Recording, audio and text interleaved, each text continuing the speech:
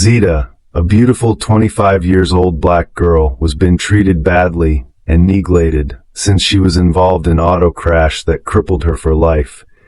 Despite that, she still wore beautiful and cheerful smiles until one day a billionaire met her on a birthday party. Then her life story changed. Zita had survived the crash that stole her ability to dance, but not the world's pity that followed. James had inherited billions but lost his capacity to trust.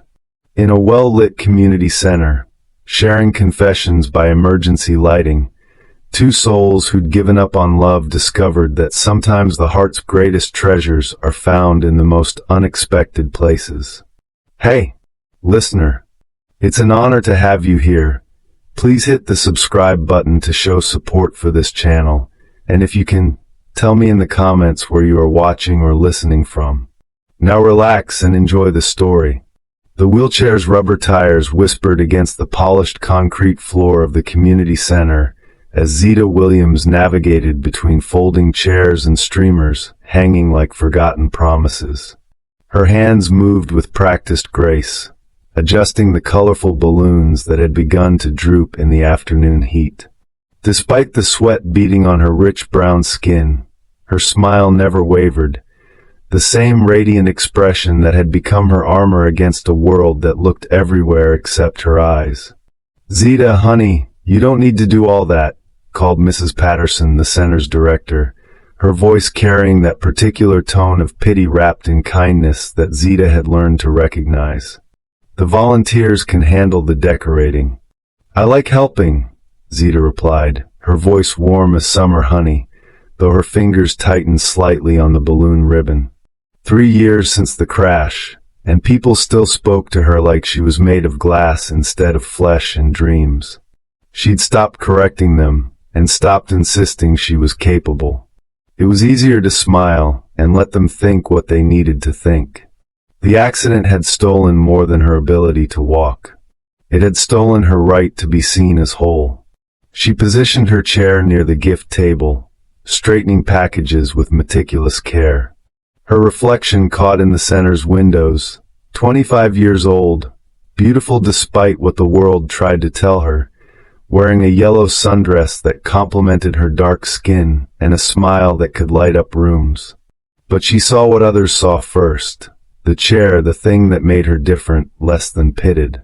Behind that smile lived a woman who still woke up reaching for legs that no longer answered, who'd watched friends drift away when inspiration porn couldn't sustain friendships, who'd accepted that love meant settling for whoever was kind enough to see past her wheels. Meanwhile, across town, James Mitchell stood at the floor-to-ceiling windows of his penthouse office in downtown Chicago, watching people move like ants 30 floors below. His reflection merged with the cityscape, tall, broad-shouldered, wearing success like an expensive suit. The financial report spread across his black granite desk showed another record quarter, numbers that should have meant something, but felt as empty as everything else lately. His phone buzzed. Another invitation, another charity function, another evening of beautiful women who saw dollar signs when they looked at him. At 32, he'd built an empire in tech investments, turning brilliant minds into billion-dollar exits. But somewhere along the way, authentic human connection had become as rare as honest business deals. "Mr. Mitchell?" His assistant's voice crackled through the intercom. "Mrs. Hawthorne is here for tonight's birthday celebration." He'd forgotten. His business partner's wife had organized some community outreach event, a birthday party for underprivileged kids at a local center. The kind of thing that looked good in press releases and tax write-offs. Another evening of performing philanthropy, while his heart remained untouched. "Send her in," he said, already calculating how long he'd need to stay for photos before making his escape. Mrs. Hawthorne swept in wearing pearls and purpose. "James, darling, this will be wonderful for your image. The children are so excited. There's this volunteer there, Zita something, such an inspiration. Disabled, but always smiling. Perfect for the cameras." The casual way she reduced someone to their disability made James's jaw tighten, though he couldn't say why. He'd heard similar descriptions countless times at fundraisers: the inspiring cripple, the brave survivor, the poster child for overcoming adversity. Props in other people's feel-good stories. "I'll make an appearance," he said flatly. "Oh, you'll love her," Mrs. Hawthorne continued, oblivious to his discomfort. "She's quite pretty considering. Such a positive attitude despite everything." James turned back to the window, watching clouds gather over Lake Michigan. The city looked different from up here, sanitized, distant, safe. Real life happened down there, where people faced consequences he could buy his way out of, where wheelchairs meant something more than tax-deductible inspiration. He'd built his fortune by seeing potential where others saw problems, by investing in people others overlooked. But when had he stopped seeing people at all? Back at the community center, Zita adjusted the birthday banner one final time, her movements betraying none of the exhaustion that had settled into her bones. Physical therapy, doctor appointments, and volunteer work filled her days with purpose that felt more like performance. She'd become so good at being grateful, at being inspiring, at being anything except honestly herself. The yellow dress had been a deliberation, bright enough to signal joy, modest enough not to draw the wrong kind of attention. She'd learned that disabled women walking the line between invisible and spectacle required careful navigation. Too plain, and they pitted you. Too beautiful, and they questioned your authenticity, as if trauma should have stolen her right to feel attractive. A child's laughter drew her attention. 8-year-old Marcus, she caught herself, remembering the name restrictions. 8-year-old Tommy was trying to reach a streamer that had come loose, stretching on his tiptoes. Without thinking, Zita wheeled over and lifted him high enough to retape it. "Thanks, Miss Zita," he beamed, unconscious of any difference between them. Children were the only ones who saw her first, wheelchair second. In their eyes, she was simply the lady who told good stories and gave the best hugs. If only adults could maintain that clear sight, that immediate acceptance of human worth beyond physical packaging. The community center's doors opened, bringing the scent of approaching rain and the sound of expensive cars pulling up outside. The donors were arriving, the wealthy supporters who funded programs like this with checks that bought them virtue and tax deductions in equal measure. Zita straightened her shoulders and prepared her brightest smile, the one that said she was thankful, inspiring, and completely content with whatever scraps of kindness fell her way. She'd perfected this performance until even she almost believed it. But something felt different about today, electric in the air like the storm building outside. What first impressions do we form about people before we truly see them, and how might those assumptions blind us to unexpected connections waiting to unfold? The community center had transformed into a kaleidoscope of children's laughter and balloon-colored chaos. Zita positioned herself near the cake table. She practiced eye scanning for ways to help while donors mingled with champagne flutes that seemed oddly formal for a children's party. She'd learned to read these events, the careful choreography of charity, where her presence served as both inspiration and tax write-off. James entered with the reluctant energy of a man fulfilling obligations. His tailored charcoal suit stood out among the casual volunteers like a declaration of difference. He moved with the fluid confidence of someone accustomed to commanding rooms, but his eyes held the distant look of a person going through motions. Mrs. Hawthorne immediately attached to his elbow, steering him toward photo opportunities with practiced efficiency. "The press should arrive shortly," she whispered. "Remember, you're here because you care about community investment." He nodded absently, his gaze wandering over the scene. Children ran between tables, their joy unfiltered and infectious. Volunteers bustled with genuine warmth. And there, near the cake table, sat a woman in a yellow sundress whose smile seemed to illuminate everything around her. Zita felt his stare before she saw him. That particular weight of attention she'd grown sensitive to, the long look that catalogued her chair, her legs, her difference. She braced herself for the inevitable approach, the careful words that would position her as inspiration rather than person. But James found himself frozen mid-step. Something about her presence commanded the space in ways that had nothing to do with her disability, and everything to do with an indefinable magnetic quality. She wasn't performing joy like the other volunteers, she was genuinely creating it, drawing children to her like flowers turning towards sunlight. "That's her," Mrs. Hawthorne stage whispered. "Zita. Such a brave story. A car accident 3 years ago, I believe. Perfect for the narrative." The clinical way she spoke about this woman's trauma made James's stomach turn. He watched Zita help a small girl reach for party favors, her movements graceful and completely natural. There was nothing performative about her kindness. It flowed from some deep well of authentic generosity. A little boy ran directly into James's legs, chocolate frosting decorating his cheek. Instead of the usual adult alarm, James found himself kneeling to the child's level. "Having fun? Miss Zita tells the best stories," the boy announced. "She's gonna read us one after another." James glanced toward the woman in question, who was now helping distribute plates with efficient grace. "What kind of stories?"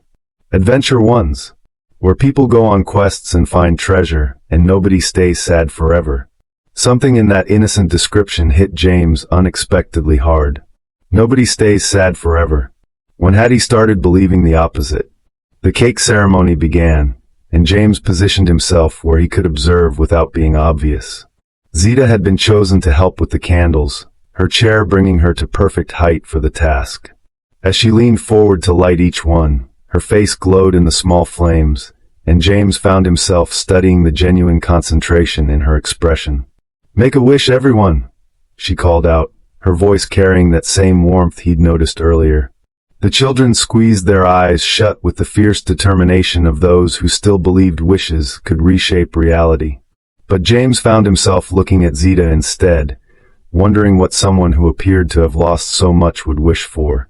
As if sensing his attention, she looked up directly into his eyes. The moment stretched impossibly long. Her smile faltered slightly, not disappearing, but becoming something more real, more uncertain. In that brief lapse of her cheerful armor, he glimpsed something raw and honest. "Pain, yes, but I also hope to fight to survive despite everything." James felt his own careful composure crack. Those weren't the eyes of someone who needed his pity or charity. They were the eyes of someone who understood loss in ways his money had always insulated him from. Someone who'd found reasons to keep fighting when quitting would have been easier. "Sir?" A photographer materialized at his elbow. "Could we get a picture of you with the birthday girl and the volunteer?" Before James could respond, he found himself being positioned next to Zita's chair. The photographer fussed with angles while Mrs. Hawthorne directed the scene like a film production. "Perfect. Such wonderful optics," she murmured. Zita's smile snapped back into its practiced brightness, but James had seen behind it now. As the camera flashed, he leaned down slightly, speaking quietly enough that only she could hear. "This must get old." Her eyes widened with surprise. People didn't usually acknowledge the performance aspect of these events. The way she was expected to be a grateful decoration for other people's generosity. "The children love it," she replied carefully, defaulting to her safe response. "That's not what I asked." Another flash. Another practiced smile. But something had shifted in the space between them, some recognition that they were both playing roles that didn't quite fit. "More photos by the gift table," Mrs. Hawthorne commanded. As they moved through the choreographed charity theater, James found himself acutely aware of how naturally Zita navigated the space, how children gravitated toward her without any consciousness of her wheelchair, how her laughter seemed to make colors brighter and conversations more genuine. This wasn't inspiration porn. This was a woman who'd alchemized trauma into something golden, not because she had to, but because that's who she chose to be. "Your turn to make a wish," she said softly during a lull between photo ops, nodding toward the birthday cake. James looked at her, really looked, and realized he was already in the middle of wishing for something he hadn't even named yet.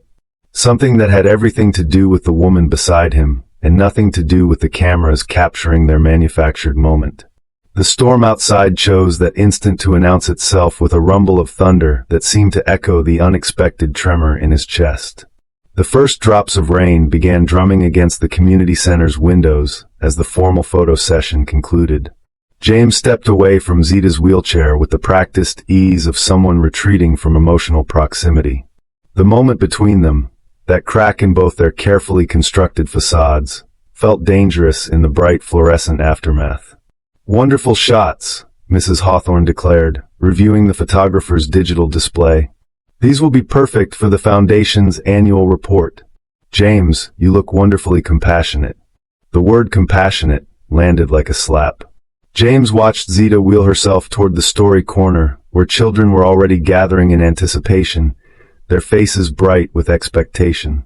She moved with the fluid efficiency of someone who'd long ago stopped thinking about her chair as limitation, but he found himself analyzing her every gesture, trying to categorize what he'd felt in that suspended moment by the birthday cake. It was proximity, he told himself. Unfamiliarity with disability makes him hyper-aware of difference.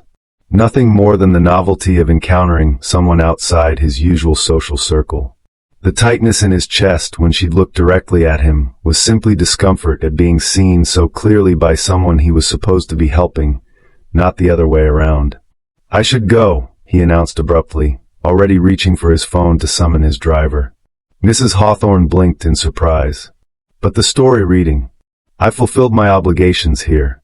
The words came out harsher than intended, and he caught Zita glancing in his direction from across the room. Even from a distance, he could see the slight tightening around her eyes, the way her smile became more deliberate. She'd heard him reduce her world to obligations, their moment to duty discharged.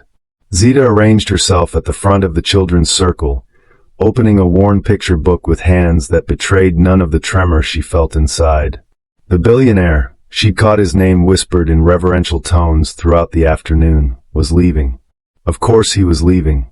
The photo opportunities were complete, the tax-deductible compassion properly documented. She'd let herself imagine, for just a heartbeat by the cake table, that his attention meant something beyond charity. That when he'd looked at her, he'd seen Zita the woman rather than Zita the inspiration. But his dismissive words to Mrs. Hawthorne had realigned her perspective with brutal efficiency. "Today's story," she announced to the eager faces surrounding her, her voice carrying only the slightest trace of strain, "is about a princess who learned that sometimes the most beautiful treasures are hidden in the most unexpected places." As she began reading, her peripheral vision caught James hesitating near the exit. His driver had texted, delayed by the sudden downpour that had turned from gentle drops to a serious storm. Through the windows, she could see sheets of rain creating a gray curtain between the community center and the outside world. James stood trapped between departure and return, his expensive suit and polished shoes marking him as someone who belonged elsewhere. The children's delighted responses to Zita's animated reading created a warmth that made his own world feel suddenly sterile by comparison. "The princess lived in a beautiful castle," Zita continued, her voice taking on the cadences of natural storytelling. "But she was lonely because everyone who visited only saw her crown, never her heart." The parallel hit James unexpectedly hard. He found himself moving closer to the story circle, telling himself he was simply waiting for the rain to lighten. But as Zita's narrative unfolded, a tale of a princess who discovered that true connection required vulnerability from both sides, he realized she was speaking directly to the fear that kept him isolated in his tower of wealth. "Then one day," Zita said, her eyes briefly meeting James across the room, "a traveler arrived who was lost in a storm. He needed shelter, but he was afraid to ask for help because he'd learned that people always wanted something from him." Several children turned to follow her gaze, noticing the well-dressed man standing awkwardly near the door. One little girl waved cheerfully. "You can sit down, mister. Miss Zita tells really good stories." The invitation hung in the air like a challenge. James could claim his driver had arrived, could disappear into his climate-controlled car, and return to his predictable world where interactions were transactional and emotions were commodities to be managed. Or he could admit that something about this woman's presence had disturbed his careful equilibrium in ways that both terrified and intrigued him. Zita watched him wrestle with the decision, recognizing the internal battle because she fought similar ones daily. The choice between safe isolation and risky connection. the fear that opening yourself to possibility meant opening yourself to pain. The traveler was scared, she continued, never breaking eye contact with James, because the last time he'd trusted someone, they'd only wanted his gold, not his friendship. Thunder crashed overhead, making the decision for him. James found himself walking toward the circle, settling onto a small plastic chair that creaked under his weight. The children shuffled to make room with the easy acceptance that adults had trained themselves out of. The princess was scared too, Zita went on, her voice gentler now, because she'd learned that people saw her beautiful castle and assumed that meant she had everything she needed. But inside, she was just as lonely as the traveler. James felt the story's medicine working on wounds he'd convinced himself had healed. Around him, children leaned forward with rapt attention, but his focus remained on the woman whose yellow dress seemed to hold all the warmth the storm had stolen from the day. As Zita turned the page, her fingers trembled slightly, the only sign that she was as affected by his proximity as he was by hers. They were both still performing, still hiding behind their respective roles, but the masks were slipping with each word of the story that seemed written for them alone. Outside, the storm showed no signs of stopping. Inside, two people sat surrounded by children and community, each fighting the terrifying possibility that everything they thought they knew about themselves might be wrong. The story ended to enthusiastic applause, but the storm outside had transformed from dramatic backdrop to genuine crisis. Lightning split the darkened sky, while rain hammered the community center's roof with increasing violence. Mrs. Hawthorne clutched her phone, fielding calls from panicked parents about flooded streets and canceled pickup plans. "The children will need to stay until this passes," she announced, her voice tight with concern. "Several roads are already impassable." James checked his own phone. 3 missed calls from his driver, each message more dire than the last. The underpass near his building had flooded. Downtown was effectively cut off until the water receded. He was stranded in this fluorescent-lit community center with folding chairs and construction paper decorations, further from his controlled environment than he'd been in years. "Looks like we're all stuck together," Zita observed, beginning to collect scattered picture books with methodical calm. Her acceptance of the situation stood in stark contrast to his mounting claustrophobia. The children, initially excited by the adventure of being stormbound, began showing signs of restlessness as the afternoon stretched into early evening. Several of the younger ones started crying for parents who couldn't navigate the flooded streets.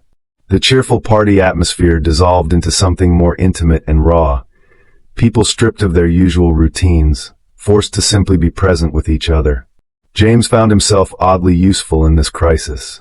His business experience with logistics kicked in as he helped Mrs. Hawthorne coordinate with parents and emergency services.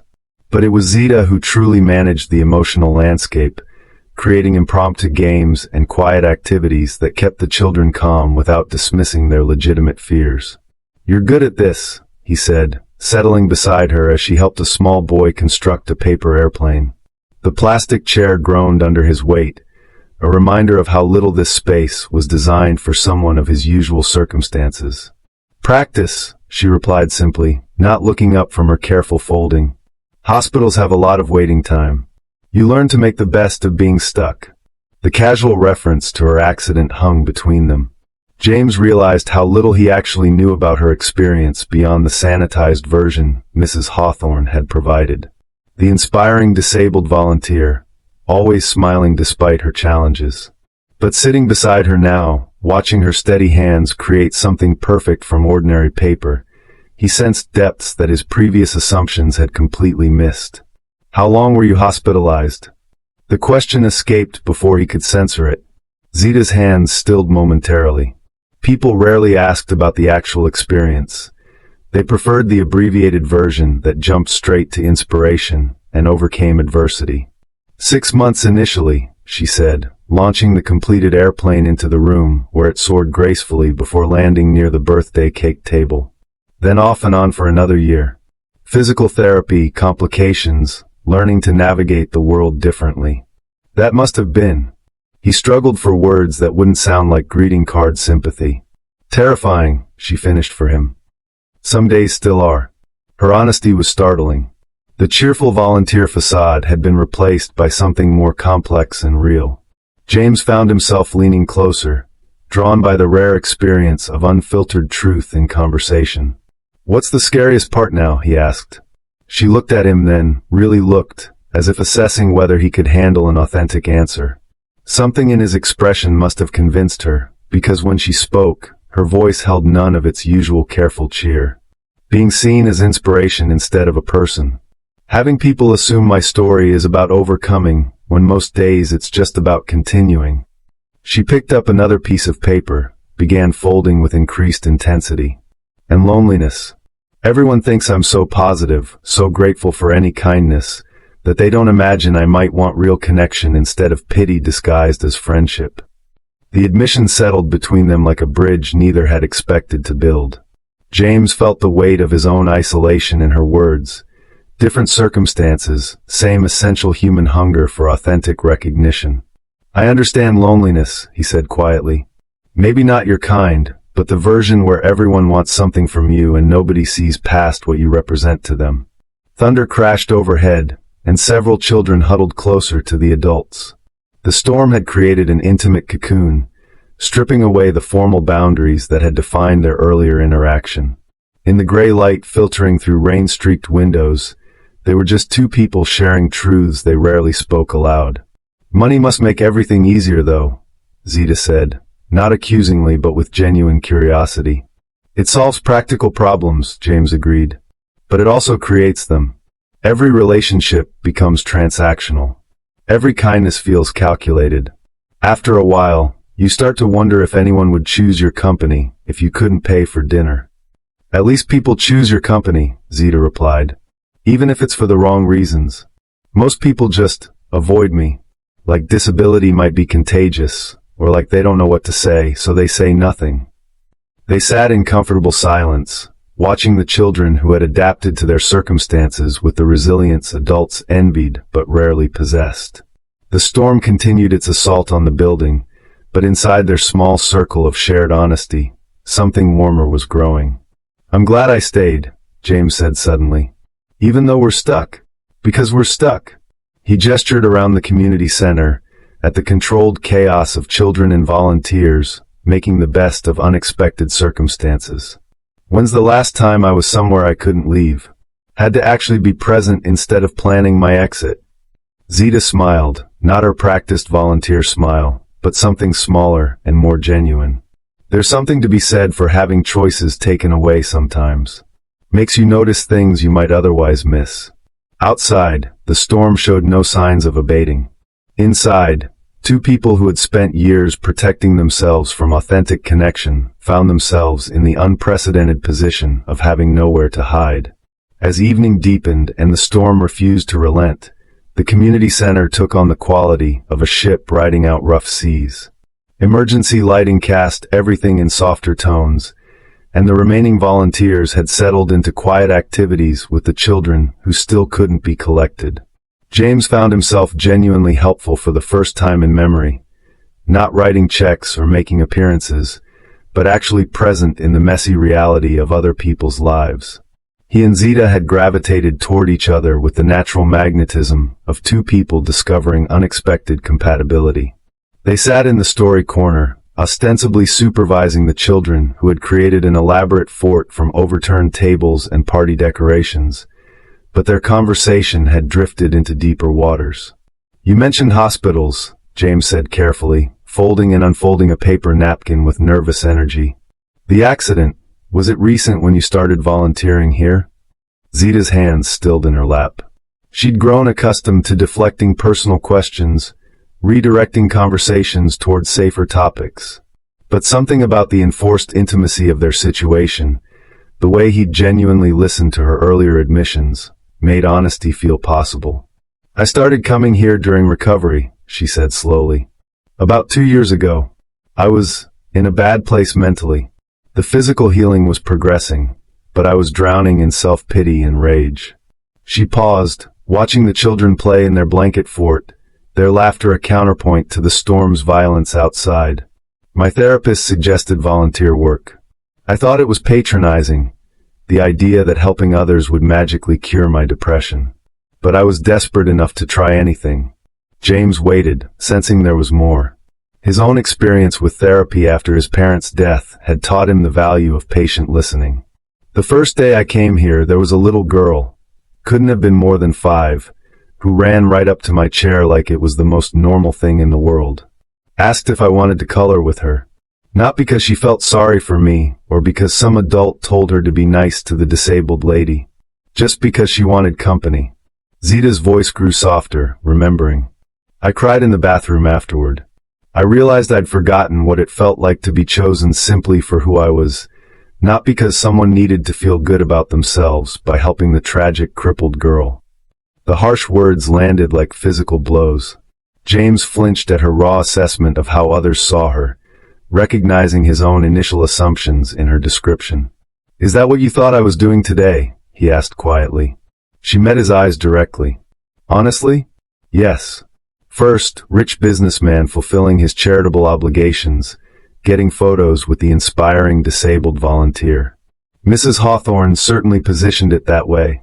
The admission stung because it was accurate, at least initially. James felt the familiar urge to retreat behind defensive walls, to protect his ego from uncomfortable truths. Instead, he found himself leaning into the discomfort. You weren't wrong, he said. That's exactly what I thought I was doing. Until you looked at me like you could see through every wall I'd built.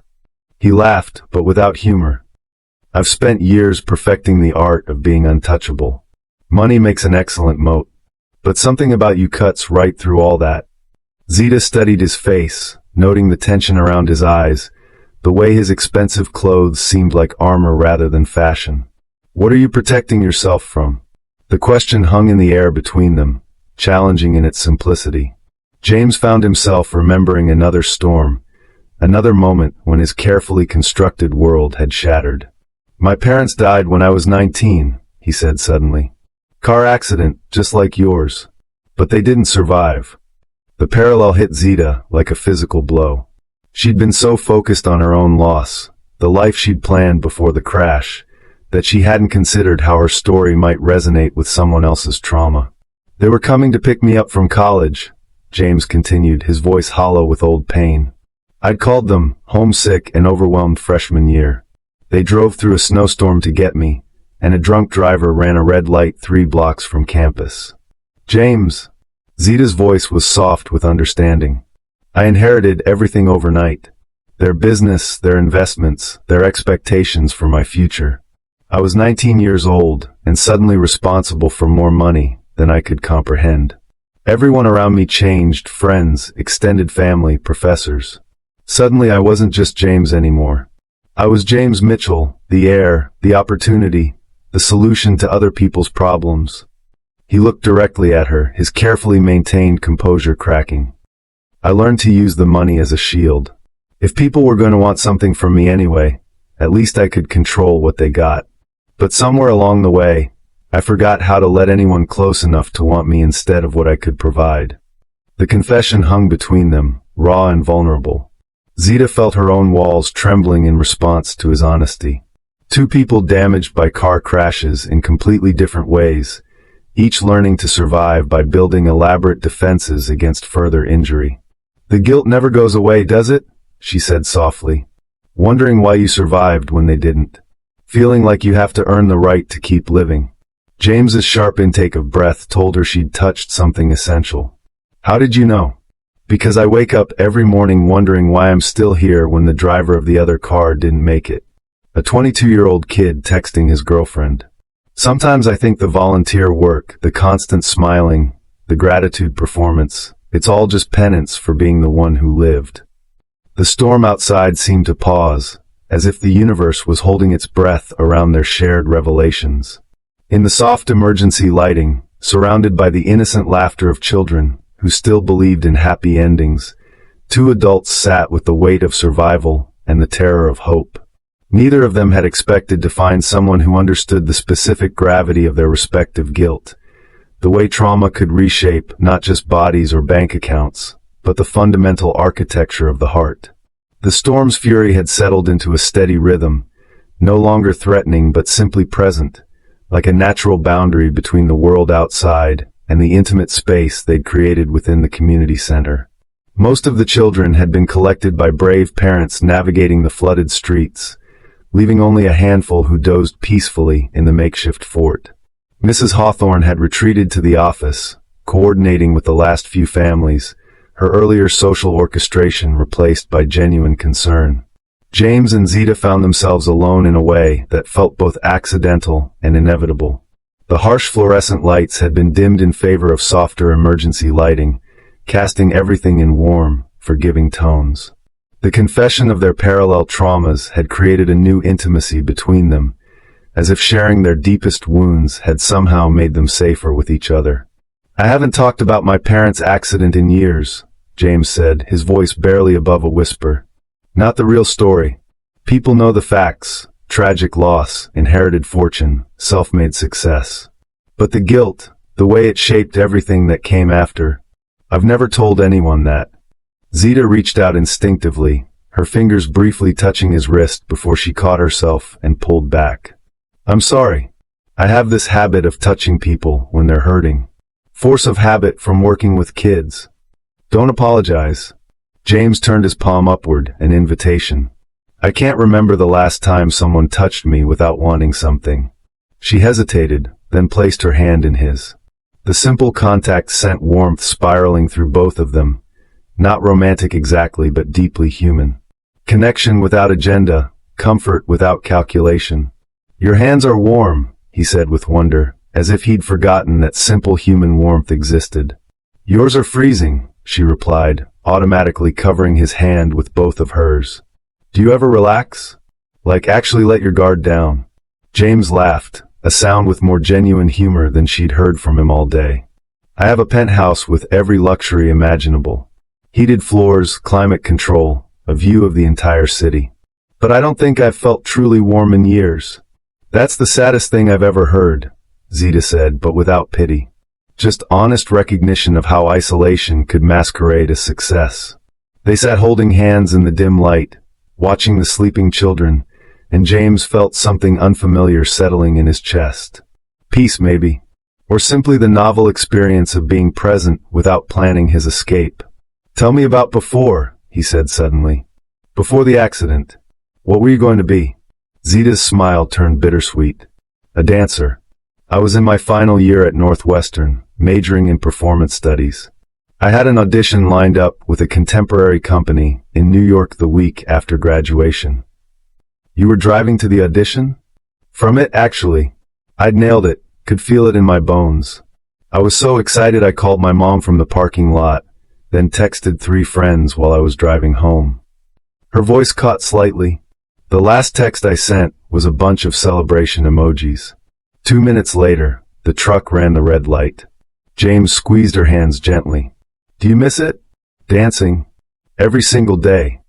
The admission came out fierce and honest. "People think I should be grateful to be alive, and I am. But they don't understand that you can be grateful for life while still grieving the life you lost.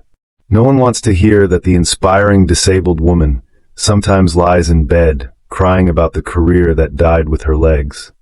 "What was your favorite kind of dance?" The question surprised her with its specificity, its genuine interest rather than obligatory sympathy. "Contemporary. The kind where you tell stories with your whole body, where every movement has emotional weight." She paused, considering. "I used to love pieces about transformation. The caterpillar becomes the butterfly, winter melting into spring. Ironic, considering." "Maybe not ironic," James said thoughtfully. "Maybe prophetic. You're still telling stories that transform people, just using different tools." Zita looked at him sharply, surprised by the insight. "I never thought of it that way. The kids today, when you were reading to them, you weren't just reciting words. You were creating entire worlds with your voice, your expressions. That's still performance, still art." For the first time in 3 years, Zita felt a spark of recognition for herself as an artist rather than just a volunteer.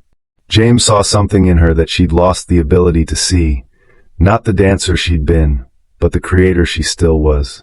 "What about you?" she asked. "What did you want to be before you inherited an empire?" "A teacher," he said without hesitation. Elementary school. I wanted to help kids discover that learning could be exciting, that they could become anyone they dreamed of being. You still could. With my money comes responsibilities. Board positions, investment decisions that affect thousands of jobs. I can't just walk away. Who? The simple question hung between them, challenging assumptions he'd never thought to examine. When did duty become a prison rather than a privilege? When had he stopped believing he deserved to choose his own path? My parents had plans for the business, for me. When they died, I felt like I owed it to their memory to fulfill their vision. Or maybe, Zita said gently, they wanted you to be happy. Maybe the best way to honor them is to live the life that brings you joy, not just the one that looks successful. James stared at their joined hands, seeing calluses on her palms from years of wheelchair navigation, noting the strength in her fingers. She'd been forced to rebuild her entire identity from scratch, while he'd been trapped in one that had never truly fit. When this storm ends, he said slowly, everything goes back to normal. You return to volunteering, I return to my office. We pretend this conversation never happened. Does it have to? The question was barely a whisper, but it contained multitudes of possibility and terror in equal measure. The storm had finally exhausted itself by morning, leaving behind a city washed clean and gleaming under tentative sunlight. James's driver arrived at precisely 8 a.m., the black sedan looking impossibly sleek against the community center's modest facade. The spell of the previous evening, that precious bubble of honesty and connection, began dissolving the moment real-world obligations reasserted themselves. James stood at the entrance, his expensive suit wrinkled from sleeping in a plastic chair, his usual armor of confidence somewhat tattered. Behind him, Zita was helping Mrs. Hawthorne restore order to the party space, her movements efficient but subdued. The easy intimacy they'd shared in the storm-enforced darkness felt fragile in the harsh morning light.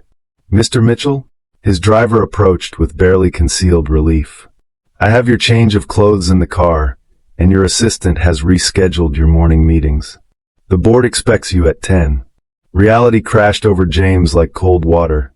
The quarterly review, the hostile takeover his company was orchestrating, the 3 conference calls with Tokyo investors, his actual life waiting with impatient expectation. What had he been thinking, spending the night in a community center, sharing secrets with a volunteer he barely knew?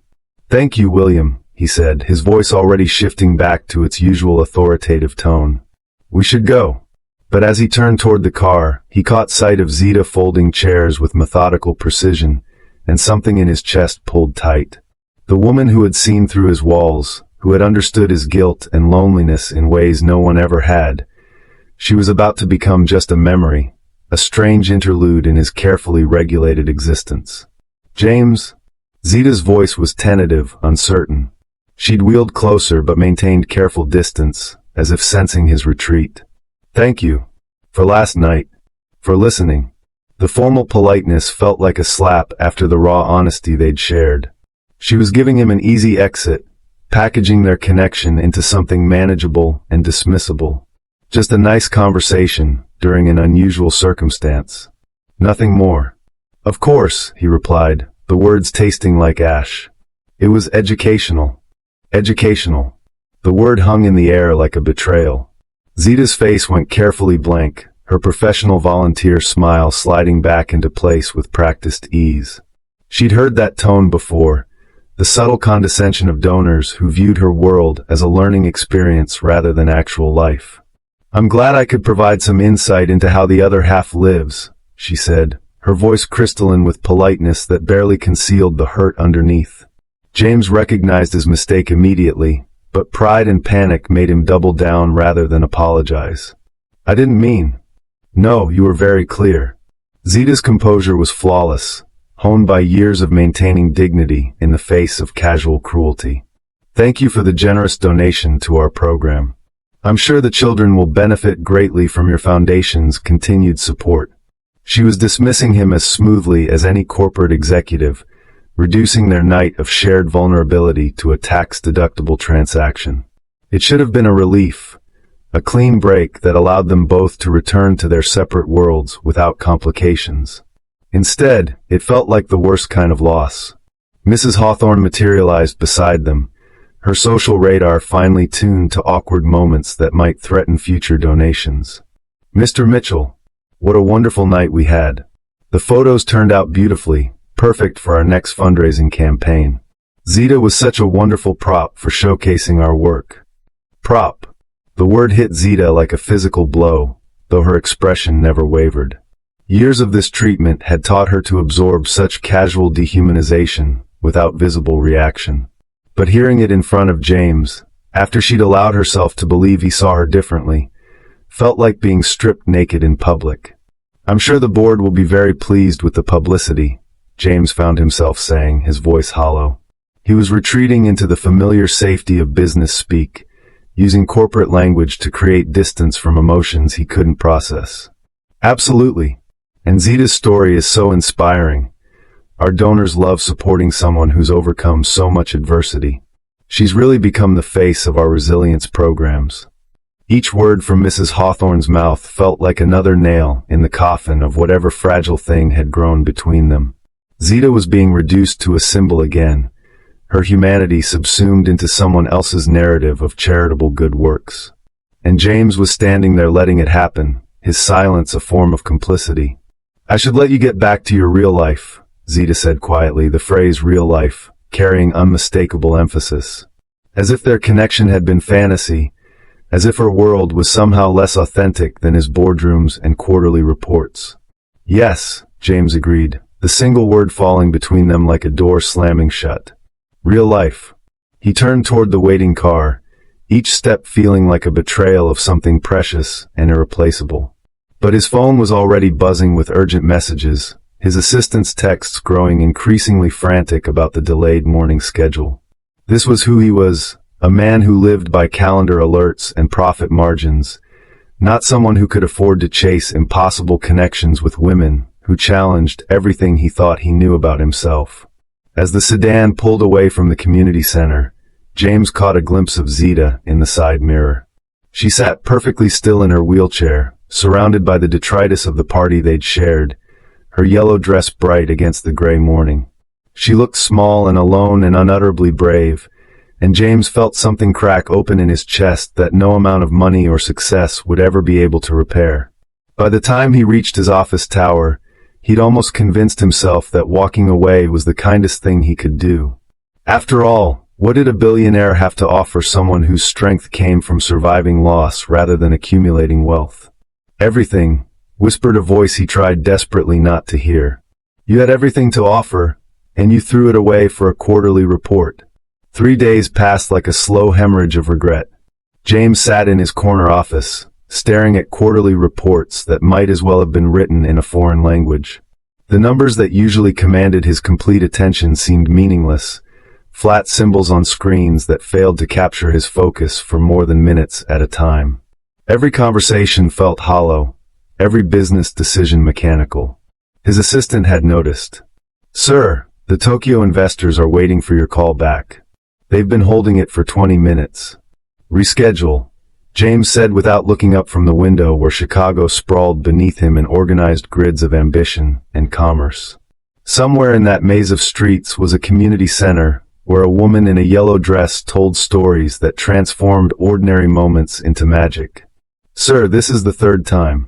I said reschedule." The sharp edge in his voice sent his assistant retreating, but James barely noticed.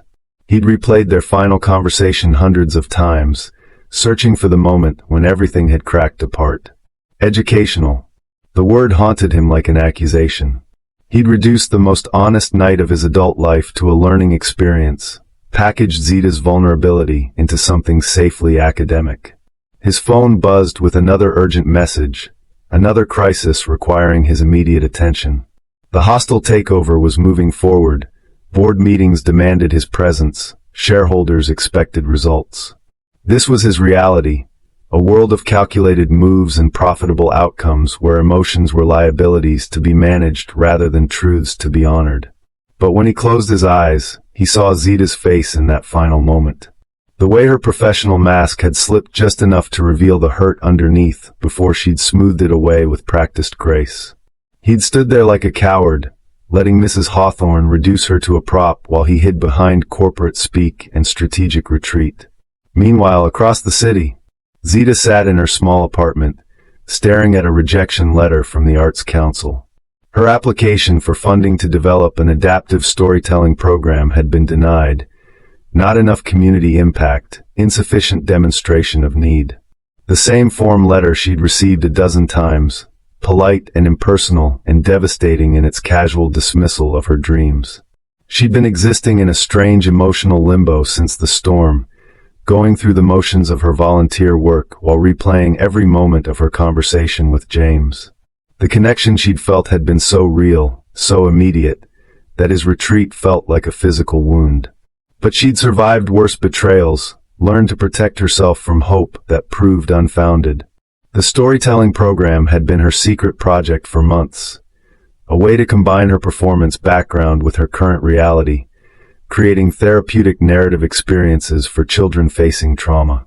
But without funding, without institutional support, it would remain just another dream deferred. Her phone rang, interrupting her brooding. Mrs. Hawthorne's voice bubbled with excitement. "Zita, dear, wonderful news. The Mitchell Foundation wants to feature you in their annual gala presentation. Apparently, Mr. Mitchell was quite impressed with your story. They're offering a substantial speaking fee." Zita's stomach dropped. So this was how it would end. Her most vulnerable truths packaged into inspiration porn for wealthy donors who wanted to feel good about their charitable contributions. James had taken their night of honest connection and transformed it into exactly what she'd feared. Another opportunity to display the grateful disabled woman for maximum emotional impact. "I'm not interested," she said quietly. "But dear, it's a significant opportunity." I said no. The firmness in her own voice surprised her. "Please tell Mr. Mitchell that I decline his generous offer to turn my life into entertainment for his donors." She hung up before Mrs. Hawthorne could argue further, then sat in the silence of her apartment, surrounded by rejection letters and the remnants of dreams that seemed increasingly impossible to achieve. Maybe it was time to accept that some stories didn't have happy endings, that some connections were meant to be temporary grace notes rather than lasting symphonies.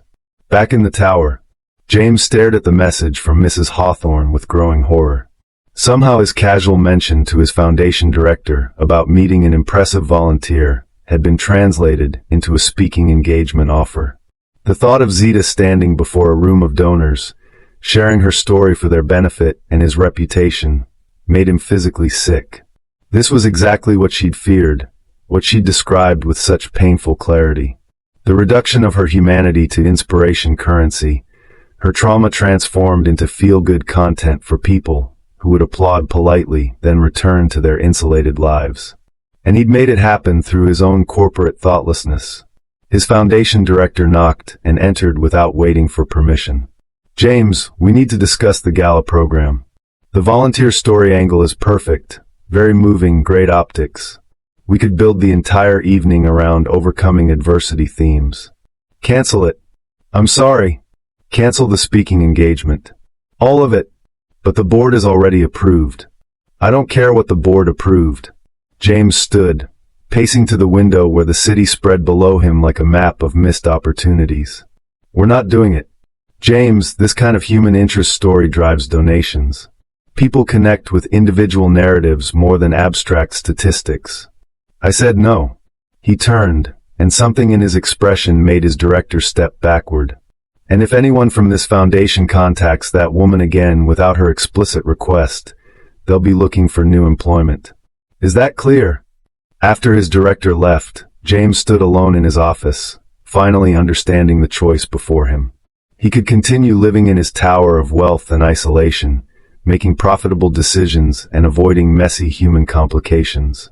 Or he could admit that 3 days ago, in a stormbound community center, he'd discovered something worth more than every dollar in his portfolio. The choice, when it came down to it, wasn't really a choice at all. It was a leap of faith toward the terrifying possibility that love might be worth the risk of losing everything he thought he needed to survive. The community center looked different in the late afternoon sunlight streaming through windows that no longer bore the scars of storm-driven rain. James stood outside for a full 5 minutes, his heart hammering against his ribs like a caged bird desperate for freedom. He'd left his driver 3 blocks away, needing to walk the final distance on his own terms, carrying nothing but the weight of his own courage and a simple manila folder that contained either redemption or final rejection. Through the glass doors, he could see Zita in the story corner, animated and radiant as she read to a small group of children. Her yellow dress, the same one, or perhaps its twin, caught the light like captured sunshine. She moved her hands expressively as she spoke, her entire being focused on the young faces surrounding her with rapt attention. James pushed through the doors, the familiar smell of construction paper and children's laughter washing over him like a homecoming he hadn't known he'd been searching for. Several volunteers looked up in surprise. The billionaire donor returning without fanfare or photographers seemed as unlikely as any fairy tale. Zita's voice faltered when she saw him, though she quickly recovered, finishing the sentence about brave princesses and unexpected adventures. But her eyes remained fixed on him with a mixture of wariness and something that might have been hope if he dared to interpret it that way. And that, she concluded, closing the picture book, is how the princess learned that the most beautiful treasures are found when we're brave enough to look beyond the surface.